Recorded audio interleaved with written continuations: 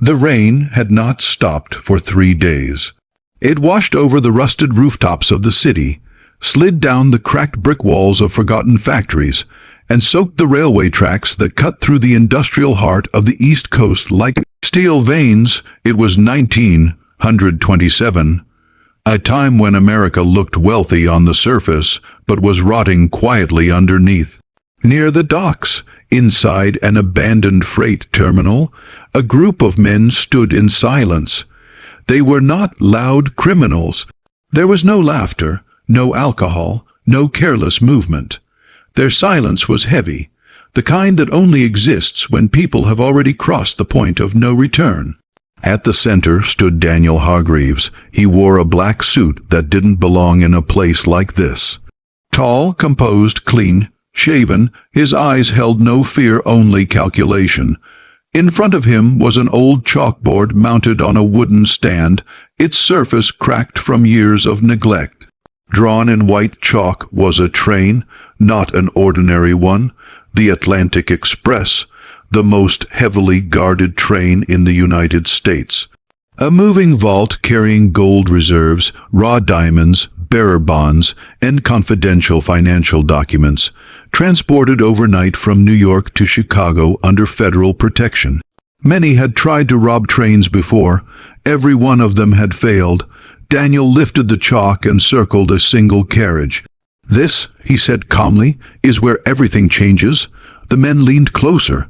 Thomas Reed stood among them, a former railway engineer fired after a deadly accident that was never truly his fault. Samuel Foxy Calder, a master locksmith who could open any safe ever built. Elijah Monroe, once a military strategist, dismissed for asking the wrong questions. And Marcus Bell, the quietest of all, a man who understood timing the way others understood language. "The government believes this train is untouchable," Daniel continued. "That belief is our greatest advantage." Thunder rolled outside. "This isn't just a robbery," Daniel said. "It's a statement." No one asked what kind. They already knew. The Atlantic Express departed exactly at 11:40 p.m. Steam hissed as the locomotive pulled forward, iron wheels screaming against wet steel. Armed guards stood along the platform, coats tight against the cold, rifles resting on their shoulders. None of them noticed the man in the shadows, counting seconds under his breath. Marcus Bell watched the train vanish into the darkness. "On time," he murmured. Miles ahead, at mile marker 71, the tracks curved through a dense stretch of forest. No towns, no lights, no witnesses. That was where the plan would begin. By midnight, the train was cutting through the night at full speed. Inside the secure carriage, steel walls protected wooden crates marked with federal seals. Two guards sat facing each other, sipping bitter coffee, unaware that their control had already slipped away. Above them, clinging beneath the carriage roof, Daniel Hargreaves pressed his body flat against the cold metal. Rain soaked through his coat as his fingers tightened around iron grips. He closed his eyes, counted. 3, 2, 1. The train entered the curve. At that exact moment, miles away inside an unregistered signal box, Thomas Reed pulled a lever no one had touched in years.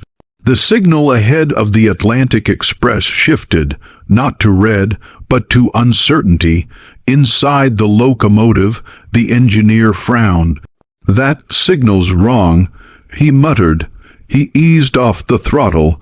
That single hesitation changed everything. Hooks dropped, chains tightened, men moved. Daniel slid down the side of the carriage with controlled precision. Fox Calder was already at the hatch, fingers working fast, listening to the language of metal. Click, click, the lock gave way. Inside, the guards barely had time to react before Elijah Monroe stepped forward. "Gentlemen," he said calmly, "this train is no longer under your command." One guard lunged. Marcus Bell struck from behind, clean, precise, final. No gunshots, no alarms, only rain and the rhythm of wheels on track. Daniel stepped inside and surveyed the crates. For the first time that night, he smiled. Begin, he said, what no one on that train knew, what no newspaper would understand for years, was that the robbery had already succeeded, because the gold was never the real target, and the greatest theft in history was still moving forward at 70 miles per hour. The forest swallowed the sound of the train as it pushed deeper into the curve. From the outside, nothing looked wrong. The Atlantic Express kept moving, steam rising into the night, steel wheels grinding forward as if everything was exactly as planned. But inside the secure carriage, control had already shifted. The two guards lay unconscious, their weapons untouched on the floor. Daniel moved with purpose. He didn't rush. He didn't waste time. Every second had already been measured long before this night arrived. Fox Calder was kneeling beside the first crate, his ear pressed against the metal, listening. Federal seal, Fox said quietly. Triple lock, old design but reinforced. Time, Daniel asked. Fox smiled slightly. Give me 90 seconds. Marcus positioned himself near the door, eyes fixed on the narrow corridor outside. Elijah stood still, listening not to the train, but to the absence of sound. Silence was information. Daniel stepped toward the crates, running his hand over the stamped markings, gold, bonds, diamonds. Enough wealth to buy countries, yet his expression didn't change. Outside, the rain grew heavier. Miles ahead, the signal confusion began to ripple through the system. Operators noticed something wasn't right. Lights flickered. Timetables no longer matched expected positions. Where is the Atlantic Express exactly? One dispatcher asked. No one had a clear answer. Back on the train, Fox's fingers moved faster. Click, pause, click. The first lock opened. Inside the crate were neatly stacked gold bars, each one dull and heavy, each one representing power. Fox looked up. Beautiful, he whispered. Daniel shook his head. Seal it back. Fox froze. What? We're not here for this, Daniel said calmly. Marcus turned. Then why risk? Because they're watching this? Daniel interrupted. And they won't see the real move.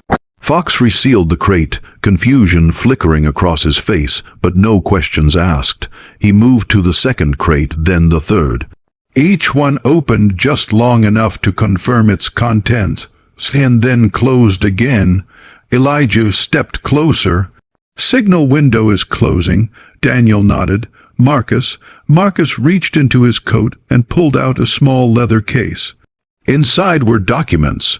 Plain, thin, unremarkable. He handed them to Daniel. These were never supposed to be on this train, Marcus said. But they are, Daniel replied. Daniel slid open a narrow compartment hidden behind the crates, invisible unless you knew exactly where to look. Inside were steel drawers marked with coded numbers. This was the real vault. He pulled one drawer open. Inside were folders, unsigned, unofficial, untraceable, agreements between banks, rail corporations, politicians, and private interests.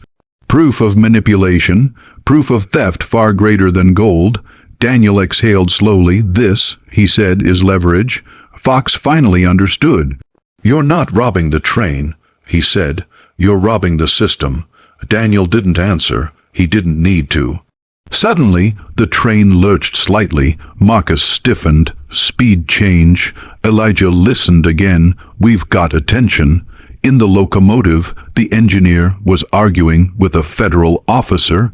These signals don't make sense, the engineer said. We're off pattern. Maintain speed, the officer snapped. This train does not stop, but the hesitation had already planted doubt. Daniel gathered the documents and sealed the compartment exactly as it had been. No scratches, no marks, no evidence. Exit in 40 seconds, he said. Fox packed his tools. Marcus moved first, slipping into the corridor, counting steps, counting breaths. Elijah followed, dragging one of the unconscious guards into position, so it looked natural, too natural. Daniel was last. As he climbed back toward the roof, he paused and looked down at the crates one final time. The gold would arrive. The diamonds would arrive. the headlines would say nothing happened, and that was the point. Above the carriage, rain hammered down as Daniel secured himself to the exterior once more. The train surged forward, unaware that it was now carrying a secret more dangerous than any weapon. Miles away, Thomas Reed watched the signals stabilize again. He pushed the lever back into place and wiped sweat from his brow. "Clean," he whispered, but deep inside the system, something irreversible had already begun, because when the Atlantic Express reached Chicago, it would still be whole. And yet the country it served never would be again. A shadow moved along the roof of the train, then disappeared into the night. History didn't scream. It slipped quietly past at full speed. The night stretched on as the Atlantic Express continued its journey west, unaware of the fracture it now carried within its steel body. From the outside, the train looked unchanged, powerful, unstoppable, a symbol of order and control. Inside, however, a quiet unease had begun to spread. Small things felt wrong. A guard noticed a draft where there shouldn't have been one. Another checked his watch twice. Certain time was slipping faster than it should. Daniel and the others were no longer on the train. They had detached themselves in silence, vanishing into the forest miles before the next scheduled checkpoint. Wet leaves crushed beneath their boots as they moved through the darkness, guided only by memory and discipline. No one spoke until they reached the abandoned service tunnel, hidden beneath the hillside. Inside, a single lantern burned. Thomas Reed was already there. "You were clean," he said, his voice low. They're confused, not alarmed. Daniel placed the leather case on the table. Confusion was the goal. Fox opened one of the folders carefully. His expression changed as he scanned the pages. "These aren't just contracts," he said. "They're confessions." Elijah nodded. "Enough to destroy banks. Enough to collapse reputations." Daniel closed the folder. "Enough to force change." Outside, miles away, the consequences were beginning to surface. At a regional signal office, supervisors argued over inconsistent logs. Times didn't align. Positions overlapped. Someone suggested a mechanical fault. Someone else mentioned sabotage and was quickly dismissed. The idea was too uncomfortable. In Chicago, federal offices prepared for the arrival of the Atlantic Express. Security was doubled. Officials expected danger, violence, loss. They would find none. The train arrived exactly on schedule. Gold intact, diamonds untouched, crates sealed, reports were filed, signatures signed, guards praised for discipline. The case was closed before it ever opened, but within days, quiet tremors began. A senior banking official resigned without explanation. A rail corporation delayed a major expansion project. A senator canceled all public appearances and disappeared from Washington. No connections were made, not publicly. In a rented apartment far from any rail line, Daniel sat by a window, watching the city breathe. The documents were no longer with him. They had been divided, copied, secured. Fox poured 2 cups of coffee. "They'll come looking," he said. Daniel took the cup. "They won't know where to look." Marcus checked a pocket watch. Timing is in motion now. Elijah stood near the door. "Once the first leak happens, the rest will follow." Daniel nodded. Controlled collapse. Weeks passed. A newspaper printed a small story on page 7, unrelated financial discrepancies. Another outlet mentioned unexplained transfers. A third hinted at internal investigations. Each story alone meant nothing. Together, they formed a pattern. The public didn't panic. That came later. Daniel walked through a crowded street one evening. Just another man in a dark coat. No one recognized him. No one knew that the greatest robbery in history had already happened without a single headline. A child ran past him, laughing. Daniel stopped for a moment and looked up at the sky. Change never arrived with noise. It arrived quietly, then all at once. Somewhere in a locked office, a man burned documents in a fireplace, hands shaking. Somewhere else, a meeting was cancelled, then rescheduled, then forgotten, and far from all of it, in a place no map marked, 5 men understood the truth. They hadn't stolen gold, they had stolen control. The train had reached its destination, but the journey they started was only beginning. The pressure did not explode immediately. It tightened in private offices and closed rooms. Powerful men began to feel it first. Phone calls ended too quickly. Meetings felt watched. Promises that once moved mountains suddenly meant nothing. The system was still standing, but its confidence was gone. That was exactly how Daniel had planned it. In a quiet town far from the cities, the 5 men met again. No familiar place, no patterns. Just a rented house near a dry riverbed where no one asked questions and no one stayed long. Marcus arrived last. "They're searching," he said. "Not for us, for each other." Fox let out a short laugh. "That's worse." Daniel stood near the window, looking out at the empty land. When power turns inward, it collapses faster. Elijah spread newspapers across the table. Headlines danced around the truth without touching it. Investigations, resignations, sudden deaths ruled as accidents. A banker found drowned, a rail executive who vanished during a hunting trip, a government advisor hospitalized with a nervous breakdown. No one connected the dots, yet Thomas poured himself a drink, hands shaking slightly. "They'll figure out something was taken." Daniel turned to him. "They already have." Silence filled the room. "They just don't know what," Daniel continued, "and that uncertainty will eat them alive." Fox leaned forward. "What's the next move?" Daniel reached into his coat and placed a single envelope on the table. No markings. No names. "We return one document," he said. Marcus frowned. "Why give anything back?" "To set the trap," Daniel replied calmly. Inside the envelope was a copy, not an original, of a signed agreement tying a major bank to illegal government funding. Enough to scare, not enough to destroy. Elijah understood immediately. "You want them to react." "Yes," Daniel said. "Panic makes mistakes." The envelope was delivered 2 days later, through channels so indirect they could never be traced. It reached the hands of a man who was not supposed to exist publicly, but controlled more money than entire states. His reaction was immediate.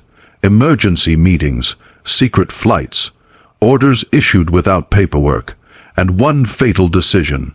They decided to silence the problem, not by fixing the system, but by finding the people responsible. The hunt began quietly. Names were pulled, old cases reopened, rail workers questioned, signal technicians followed. Surveillance expanded in places it had never been before. Thomas felt it first. "They came to my old apartment," he said during a coded call. "Ask neighbors questions." Daniel's voice remained steady. "Then it's time." "Time for what?" Thomas asked. To end it, they regrouped for the final time in a warehouse scheduled for demolition. The air smelled of dust and rust. Time was short now. Daniel laid out the remaining documents. "These go public," he said. Fox's eyes widened. "All of them?" "Yes." Marcus checked his watch. "Once released, there's no return." "There was never meant to be," Daniel replied. Elijah nodded slowly. "They'll come for us." Daniel met his gaze. They always were. The files were uploaded in fragments, across borders, across networks, buried inside ordinary data. No single source, no single leak. By morning, the world woke up different. Markets trembled, banks froze accounts. Government offices shut down temporarily. News anchors struggled to explain what they didn't fully understand. The word corruption was everywhere. By noon, arrests began, not of small men, but of giants. Names that once commanded silence now filled headlines. Daniel watched it all from a crowded train station, blending into movement, into noise. Fox disappeared into another country. Elijah vanished into plain sight. Marcus walked into a city and never looked back. Thomas took a new name and a quiet job near the sea. And Daniel boarded a train heading east, not the Atlantic Express, just an ordinary one. As it pulled away, he looked out the window at the tracks stretching ahead. The greatest train robbery in history had never taken gold. It had stolen certainty, and certainty, once gone, never returned. The train moved forward, so did the world. The train Daniel boarded was nothing special. No guards, no secrets, and no power locked inside steel crates. Just ordinary passengers, worn seats, and the quiet rhythm of wheels moving forward. That was how he wanted it. Outside the window, cities passed like memories. Inside, the world was already rewriting itself. By evening, governments were holding emergency sessions behind closed doors. Statements were released, then withdrawn. Denials contradicted evidence. Trust began to fracture, not in one place, but everywhere at once. People didn't understand all the details. They didn't need to. They only needed to know one thing. The system they were told was solid had been lying. Banks limited withdrawals. Markets staggered. Careers built over decades collapsed in hours. Men who once spoke with authority now spoke through lawyers, or not at all. And still, no one knew who had done it. That was the most dangerous part. In a small coastal town, Thomas Reed watched the ocean from a distance. The waves came in steady, predictable patterns. For the first time in years, his hands were steady. In a foreign city, Fox Calder walked through a crowded street market, smiling at nothing in particular. Locks would always exist. So would keys. But for once, he had unlocked something that couldn't be closed again. Elijah Monroe sat in a public library, reading newspapers from different countries.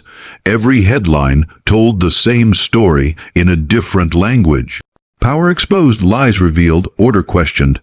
Marcus Bell stood on a bridge at sunset, counting seconds between passing cars.